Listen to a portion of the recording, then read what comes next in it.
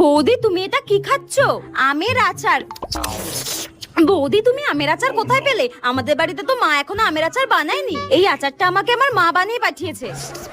ও তোমার মা পাঠিয়েছে? তাহলে তো মনে হয় একদম খেতে ভালো হয়নি। হ্যাঁ তো তোকে খেতে কে বলেছে? শাকচুনি ডাইনি একটা।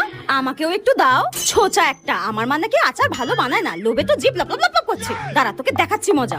বোন ওই দেখো আরশোলা আরশোলা আরশোলা আরশোলা। কই কই কই কই কই কই। হ্যাঁ আমি তো জানতাম এই ছোচাটা আমার মাকে অপমানও করবে আবার খেতেও চাইবে। এই জন্য তো আগে থেকে কাঁকড় নিয়ে রেখে দিয়েছিলাম। এবার দেখ কি হয়। কই বৌদি আরশোলা কোথায়?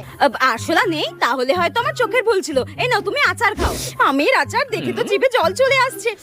আমের পিস। গেল গেল গেল গেল। আমার দাঁতগুলো সব ভেঙে গেল রে। হ্যাঁ ঠিক হয়েছে। হ্যাঁ বৌদি আমার সব দাঁতগুলো ভেঙে দিল রে এই কাঁকড় মেশানো আচার খাইয়ে। তারাও আমি মাকে গিয়ে বলছি মা তোমার সব দাঁতগুলো ভেঙে দেবে।